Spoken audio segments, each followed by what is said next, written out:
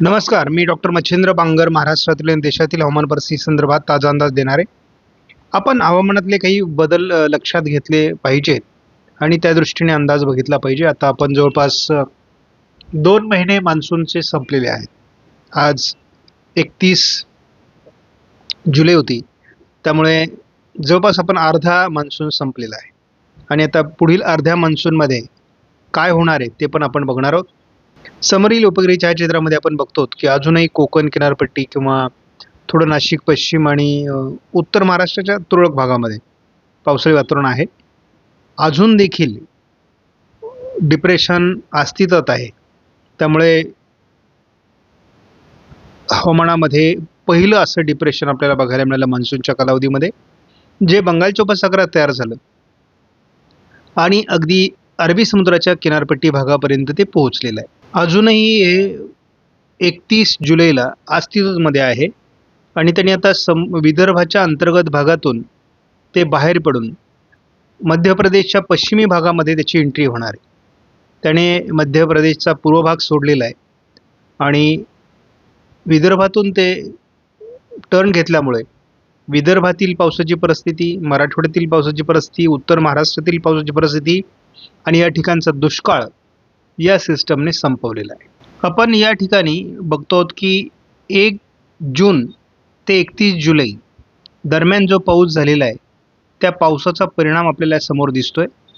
विदर्भ, मराठवाडा या ठिकाणचा दुष्काळ या परिस्थितीमध्ये संपलेला दिसतोय आणि जे डिप्रेशन महाराष्ट्रावर येऊन गेलं त्या डिप्रेशननी परिस्थिती पूर्ण बदललेली आहे. मात्र तरी देखील आपल्याला 2 गोष्टी या ठिकाणी बघायच्या आहेत. ते म्हणजे नंदुरबार, हिंगोली, बीड, सोलापूर आणि सिंधुदुर्ग हे 5 जिल्हे अजूनही दुष्काळी आहेत. त्या पाठोपाठ आपल्याला असं दिसतंय की जालना जिल्ह्यामध्ये 18% मायनस परिस्थिती असल्यामुळे या ठिकाणी देखील आपल्याला दुष्काळी परिस्थितीच्या खूप जवळ, म्हणजे 1-2 दिवसामध्ये जर पाऊस उघडला तर या ठिकाणी सुद्धा रेड कलर येणार आहे.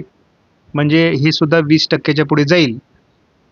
याचाच अर्थ असा होतो की अजूनही 5 ते 6 जिल्ह्यांमध्ये परिस्थिती गंभीर आहे.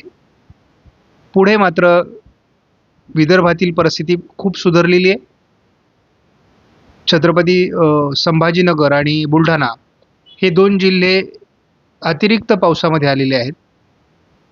नाशिक, पालघर, मुंबई आणि पुणे असे जवळपास 6 जिल्हे, 5 ते 6 जिल्हे आपल्याला अतिरिक्त पावसाचे दिसतात.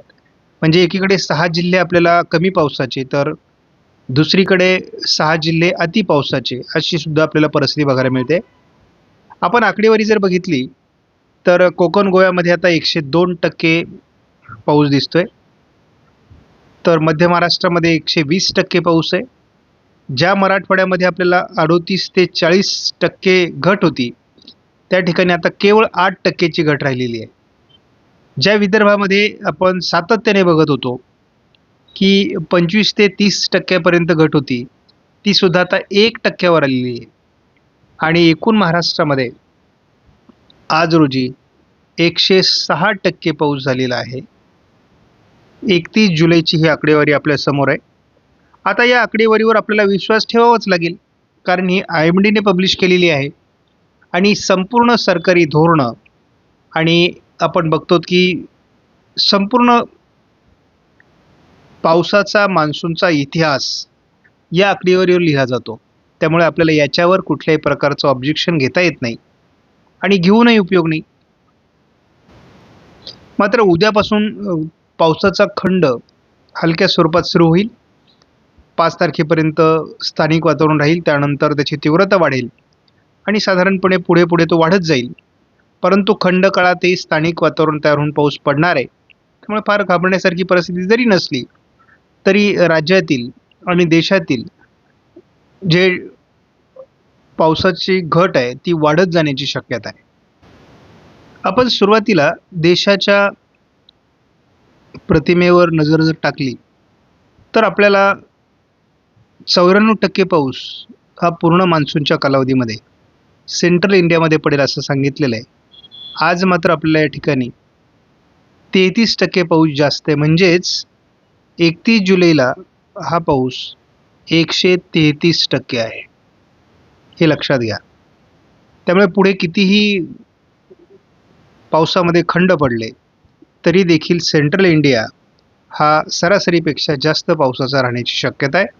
कारण आता यापुढे या बाजूने आणि या बाजूने देखील या ठिकाणी कमी दाब येणार आहे. परतीचा पाऊस होणार आहे. त्यामुळे सरासरीपेक्षा जास्त पाऊस हा सेंट्रल इंडियामध्ये नोंदला जाणार हे निश्चित आहे. आपण सध्या भारतातील परिस्थिती बघितली तर कालच्या तुलनेत आज आणखी 1% सुधारणा झालेली, 13% घट आलेली आहे. म्हणजे सध्या भारतामध्ये एकूण 31 जुलैला 87% पावसाची नोंद झालेली आहे.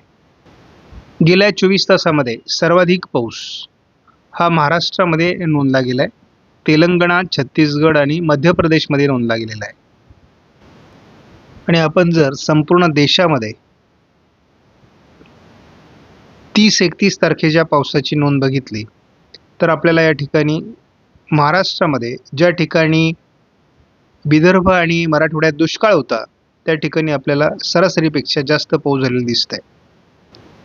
गेल्या 24 तासात पडलेल्या पावसाचा आपण अंदाज या ठिकाणी जर घेतला तर तेलंगणा, मराठवाडा, विदर्भ, उत्तर महाराष्ट्र या सर्व विभागात अतिवृष्टी झालेली आहे. आणि त्या संदर्भातली या ठिकाणी आपल्याला पूर्णपणे काही मध्य प्रदेशचा भाग आहे, काही तेलंगणाचा भाग आहे आणि या ठिकाणी आपल्याला ती दिसते. आता हे वातावरण पुढे सरकले. त्या दरम्यान आपल्याला कोकण किनारपट्टीला हलका पाऊस झाला, परंतु विशेष प्रभाव नव्हता. मध्य महाराष्ट्र आणि पश्चिम महाराष्ट्रात मात्र याचा प्रभाव कमी राहिला. 2026 मध्ये ऑगस्ट सप्टेंबरमध्ये पाऊसमान कसं असेल या संदर्भातला अंदाज प्रसिद्ध झाला आहे. आणि यामध्ये महाराष्ट्रामध्ये बिलो नॉर्मल म्हणजे सरासरीपेक्षा कमी पाऊस होण्याचे संकेत देण्यात आलेत. आणि त्यामध्ये घाटमाथ्यावर आणि खास करून पर्जन्यछायेच्या प्रदेशात ही घट अधिक असण्याची शक्यता व्यक्त केली आहे. मात्र उत्तर महाराष्ट्रात नंदुरबार आणि धुळे जिल्ह्यामध्ये पावसाचं प्रमाण अधिक राहण्याचे संकेत देण्यात आलेत. ऑगस्ट महिन्यामध्ये महाराष्ट्रात पाऊस कसा असेल या संदर्भात परिस्थिती या ठिकाणी दाखवण्यात आली. आणि यामध्ये पश्चिम महाराष्ट्र, दक्षिण मराठवाडा आणि विदर्भ या ठिकाणी सरासरीपेक्षा जास्त पाऊस अबोव नॉर्मल दाखवण्यात आला आहे. कोकण आणि घाटमाथ्यावर उत्तर महाराष्ट्रात पावसाचं प्रमाण कमी दाखवण्यात आलं आहे. पश्चिम विदर्भ आणि थोडा उत्तर मराठवाडा या ठिकाणी यापुढे पावसाचं प्रमाण कमी दाखवण्यात आलं आहे. ऑगस्ट महिन्यात मिनिमम टेम्परेचरच्या बाबतीत जो काही अंदाज देण्यात आलेला आहे त्यामध्ये असं दाखवण्यात आलं आहे की उष्णतामान हे विदर्भ वगळता अधिक राहण्याची शक्यता आहे, सरासरीपेक्षा जास्त राहण्याची शक्यता आहे. न्यूमेरिकल मॉडेल प्रिडिक्शनच्या GFS मॉडेलनुसार उद्या महाराष्ट्रामध्ये किरकोळ पावसाळी परिस्थिती राहू शकते. थोडं उत्तर महाराष्ट्रामध्ये वगैरे कोकण किनारपट्टीला, पण फारसं पावसाळी वातावरण पुढे राहणार नाही. 2 तारखेला महाराष्ट्राच्या दक्षिणेकडून पावसाचं प्रमाण कमी व्हायला सुरुवात होईल. थोडंफार कोकण किनारपट्टीला पावसाचं वातावरण राहील. महाराष्ट्रामध्ये 3 तारखेपासून पाऊस उघडलेला असेल. कोकणात हलक्या सरींची शक्यता आहे. आपण मुळातच ECMW मॉडेलनुसार बघितलं तर आता गुजरातवर उद्या याचा प्रभाव जाणार आहे. आज मध्य प्रदेश आणि कोकणमध्ये आपल्याला आज मोठा पावसाचं वातावरण बघायला मिळालं. 2 तारखेला विशेष पावसाळी वातावरण महाराष्ट्रात नाही, कोकणामध्ये थोडी वातावरण असण्याची शक्यता आहे. 3 तारखेला थोडी विदर्भ, मराठवाडा हलकी स्थानिक परिस्थिती असू शकते कोकणाबरोबरच, मात्र पावसाचं वातावरण कमी होणार आहे. थोडक्यात आणि सोप्या भाषेत सांगायचं झालं तर पावसाचा खंड उद्यापासून सुरू होतोय. 3 तारखेपर्यंत आपण जर अंदाज घेतला तर केवळ कोकण किनारपट्टीला पावसाची शक्यता आहे. मराठवाडा, विदर्भात तुरळक ढगाळ परिस्थिती, हलक्या शिडकाव्याची शक्यता आहे. त्यामुळे पुढील 3 दिवस फारसं पावसाळी वातावरण नाही. आपण मॉडेलनुसार बघितलं तर आपल्याला थोडं कोकण किनारपट्टीला पावसाळी वातावरण दिसते. उर्वरित महाराष्ट्रात पावसाचा खंड सुरू होतोय, त्यामुळे विशेष पावसाची नोंद कुठे उद्या होणार नाही. 2 तारखेला हलकी पावसाळी परिस्थिती ठिकठिकाणी होण्याची शक्यता आहे. थोडं बुलढाण्यामध्ये असू शकते किंवा बीडमध्ये असू शकते, अहिल्यानगरला असू शकते, पश्चिम महाराष्ट्रात असू शकते. त्यामुळे थोडं स्थानिक वातावरण 2 तारखेला निर्माण होण्याची शक्यता आहे. 3 तारखेला देखील चांगल्यापैकी वातावरण पश्चिम महाराष्ट्र, पूर्व मराठवाडा, विदर्भातील काही जिल्हे, बीडपर्यंत तयार होण्याची शक्यता आहे, अगदी दक्षिण कोकणापासून. त्यामुळे स्थानिक वातावरणापलीकडे फारसं वातावरण नाही आहे. त्यामुळे आपण पावसाचा खंडाचा प्रभाव हा सुरू होतोय आणि त्यामुळे यापुढे पुन्हा एकदा पावसाची घट वाढत जाईल हे लक्षात घ्या. आणि पावसाचा खंड हा जवळपास 15 दिवसाचा असण्याची शक्यता आहे. किरकोळ स्थानिक वातावरण पिकांना जीवदान देणारं येत राहील, परंतु मोठे पाऊस दरम्यानच्या काळात होणार नाही. आपणास व्हिडिओमधील माहिती महत्त्वपूर्ण वाटल्यास लाईक करा, शेअर करा, चॅनलला सबस्क्राईब करा. धन्यवाद. जय हिंद, जय महाराष्ट्र, जय बळीराजा.